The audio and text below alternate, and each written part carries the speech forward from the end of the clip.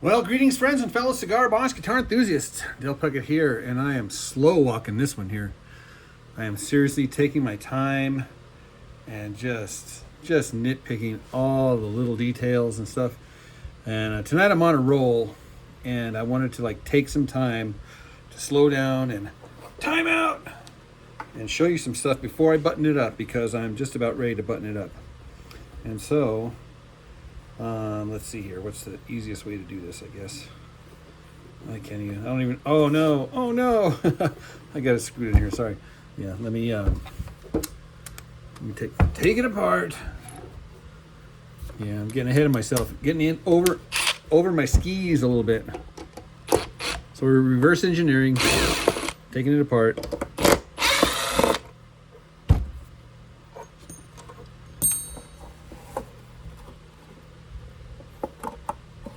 And it should just come straight apart. So I wanted you to see this awesome wiring job.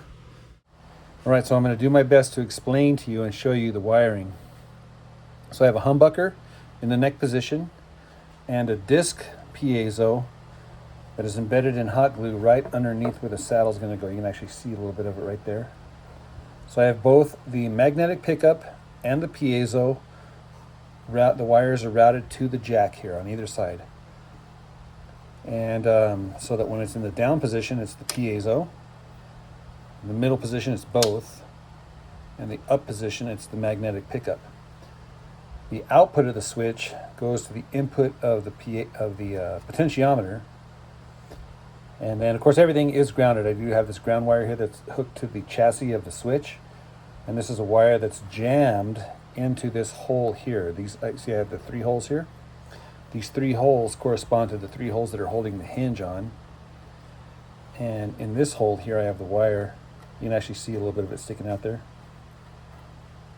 So that when the screw goes in there, it makes contact with the wire and then makes contact with the hinge.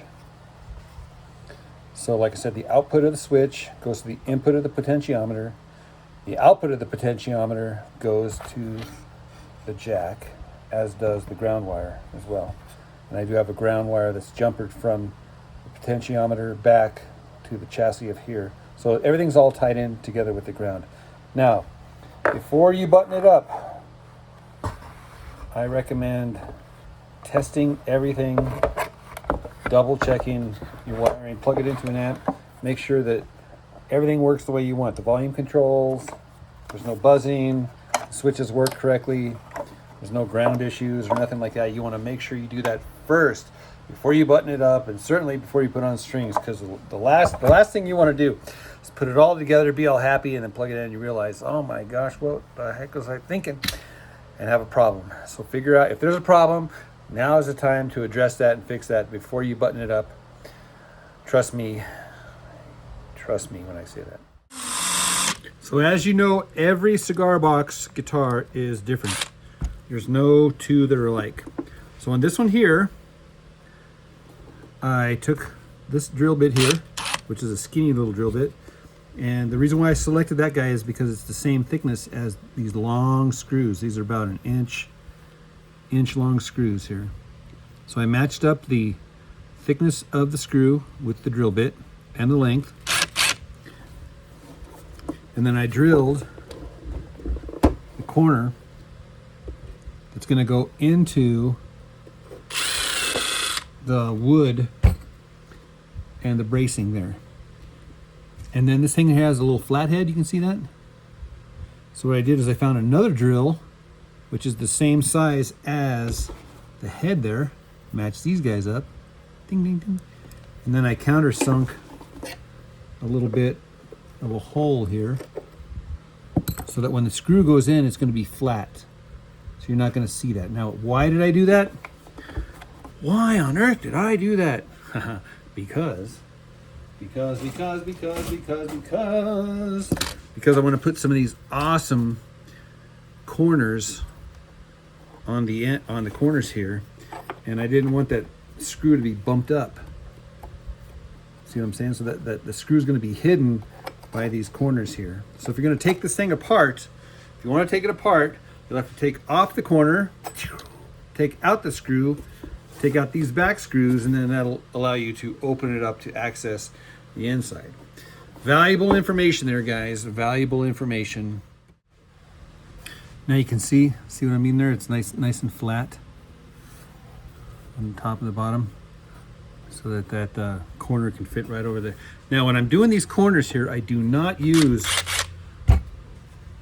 the drill. I actually prefer to use hand tools, and the reason being is because I can't tell you how many times you get carried away with the power drill, and you start screwing that thing in, and you don't realize the torque, or you're not paying attention, and you split the wood. It's like you hear that sound, you're like, oh no. The benefit of doing it by hand is you can feel the wood, and you know exactly by the resistance, and I could tell that thing's nice and tight. And I'm not cracking the wood or splitting it or anything. And I can stop when I get that thing nice and flush there. Yeah, so handmade,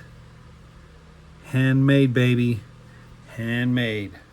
Now, one of the things I like to do before I put these corners on is I'll take a little sanding stick or a file, whatever you got, and I take just a little corner off here. And that is so that this thing sits nice and flush and doesn't rock, but it's nice and stable. Now, here's one where the corner has not been taken off here, and especially these guys here. If you look in the corner here, you'll see that it's kind of curved, and on the inside too, you can see it's kind of get a little bit belt. The problem is you put that on here, and it doesn't sit. Watch this. You can kind of see it rocks back and forth, and the reason being is because of the corner. Now, if I was to take my sanding stick, kind of take off that corner edge, now this guy sits in there solid. You don't really have to do it with this style of corner because the corner is actually pretty sharp, but I do it anyway just to ensure that the corner is nice and solid and there's no rockabilly on here. Now, do you have to do that? No, you don't have to do that. You don't have to do anything. You don't have to do nothing. But if you want to do that, you can do that. And if you do that, you might just be happy. I ran out of screws for the corners, so I'm going to have to go to cbgiddy.com and order some more. Why? Because I get all my parts at cbgiddy.com. I do have an affiliate link located in the video description below. You guys remember this one here? The one with the, if you know what those are, you are officially old. So I'm going to do a chromatic. Everybody knows the on the cigar box guitar. So I am tuned D, A, D. And so what I'm going to do is I'm just going to be doing strums like just up, down, up, down. But I'm going to alternate.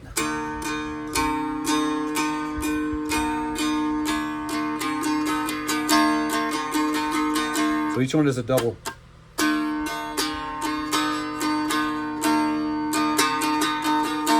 And the last one is just a.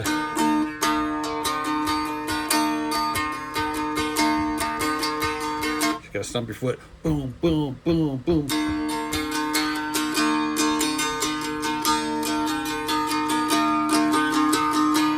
Now here's the second chord. So if this is a D, then this is a G chord. So I got my index finger here at the 2nd fret and my pinky up here on the 5th fret, top string. But I'm doing my chromatic with these fingers.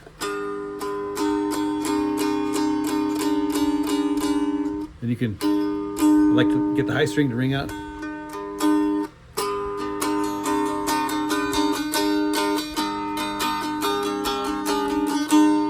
That's kind of a nice grip right there.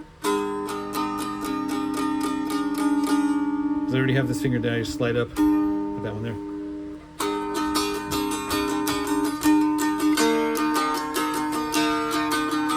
You put them all together.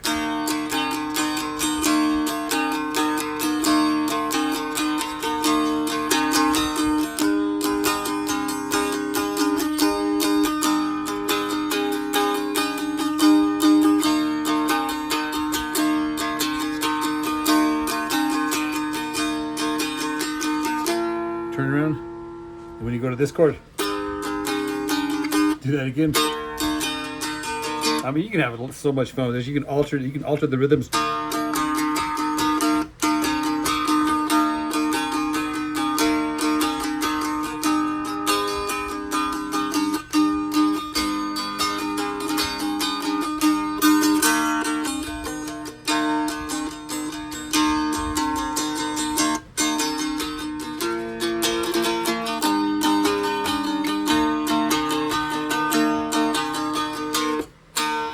So much fun you can do that little chromatic.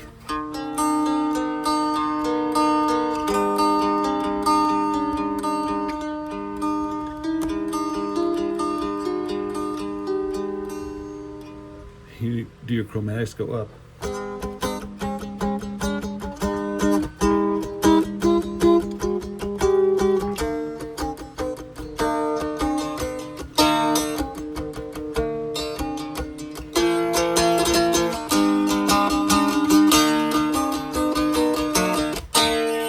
Alright guys, have fun with that. And it's always a good thing to have these things laying around and tuned up because you never know when an inspiration's going to hit.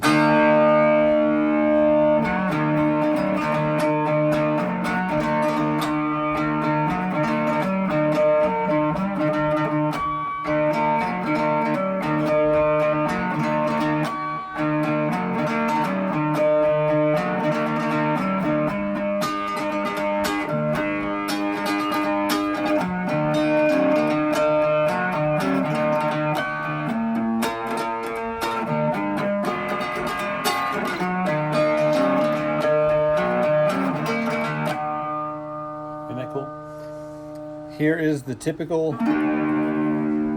major chord, pinky on the 7th fret, middle finger, middle string, 5th fret, and index finger on the high string, 4th fret. And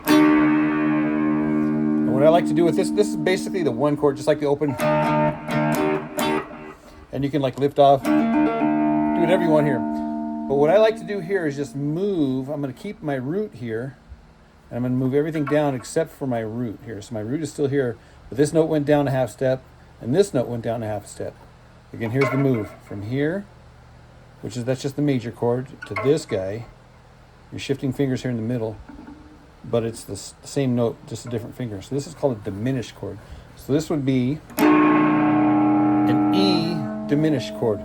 My root is on the middle. Actually, every note is a root, but we're going to just think about this note as being the root. The E. So you're going to go back and forth between those two. Back. Let me change the sound on this thing. So I changed the sound. So from this major chord here and to this diminished chord. Now once we get to that diminished chord, just remember that shape. Because you can put that anywhere. That diminished chord wants to move around.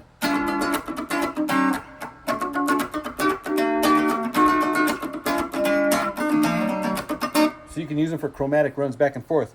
But what I just want to do is I just want to just go back and forth between the major chord, diminished, back and forth.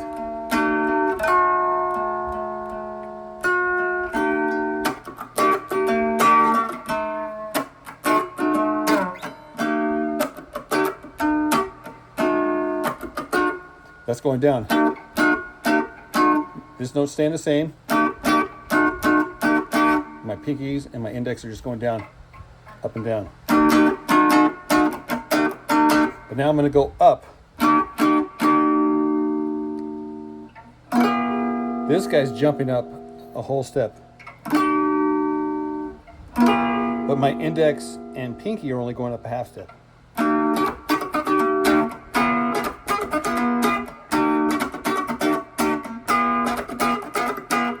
So that would be a diminished chord. And guys, these diminished chords, they want to move around.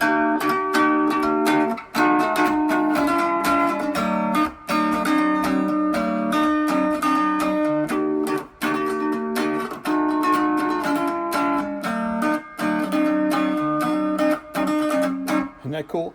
So play around with those diminished. And you can also invert them real easy. Just by putting this on the bottom and this on the top. So you get double your bang for your buck with that one right there, guys. So have fun with that. The question is how many licks are in a cigar box guitar? And the answer is infinity. I'm going to prove it to you. You guys have seen this double pull off? But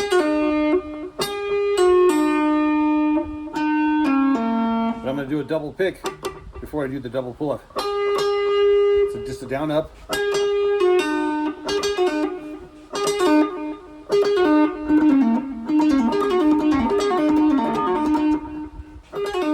Isn't that cool?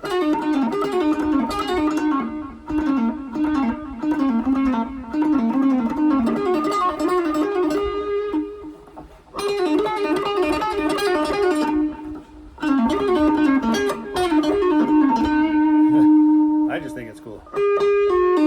Double pull off after a double pick. Double pick. Double pull off. And just moving everywhere. So one of the favorite places I like to hang out here is at the 3rd and 5th fret.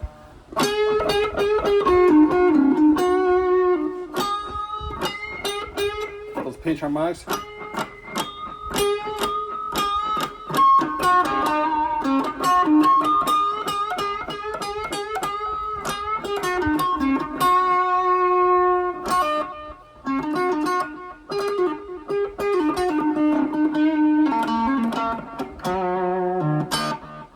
Now, I like to also, instead of bending it up, I like to just slide up and slide right down. And then give it a little bend after it.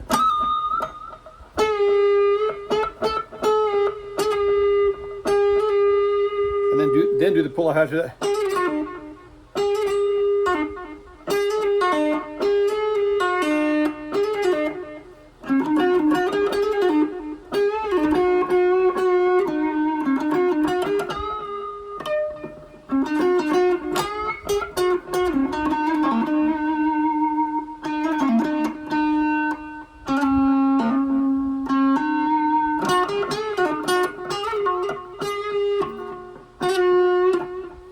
So I'll do it and then give it a little bend after that.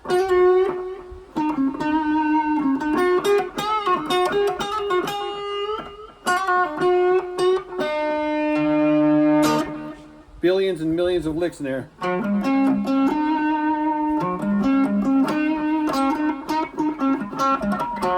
Passings.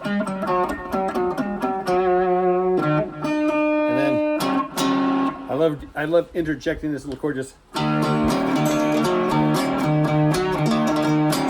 a real quick, even this chord. So right here in this open little spot here, you get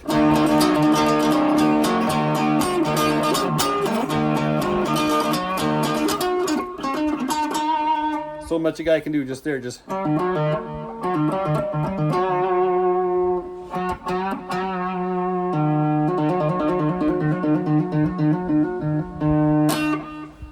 Another thing I like to do is do familiar chord progressions. Okay, so what I'm going to play next is going to probably be familiar to you. It's probably going to take you a while to put your finger on it, but that's the whole point here, right? So I'm going to try to get you to guess the song.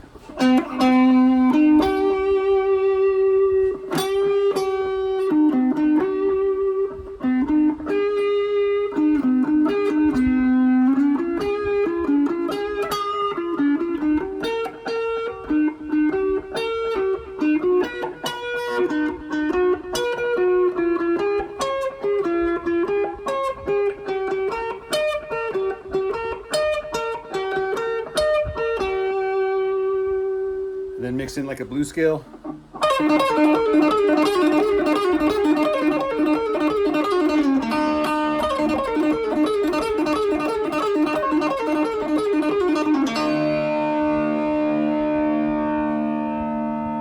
And instead of doing the double pick at the beginning,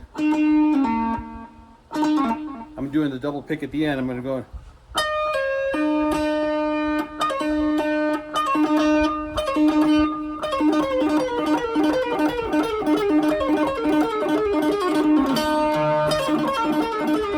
like to go back and forth right here between the 5th fret and the 7th fret.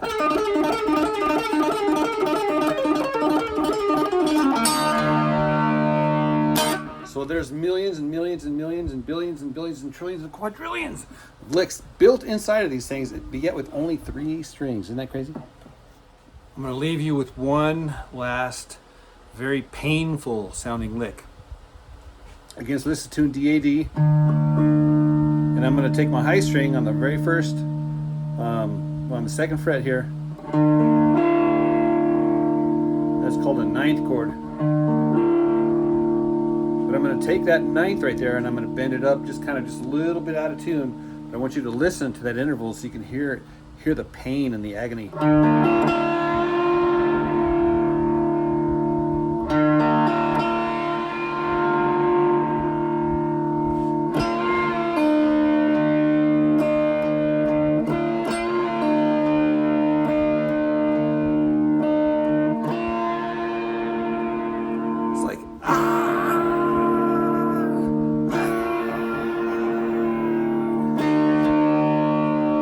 Again, you're just barely bending it, just ever so slightly out.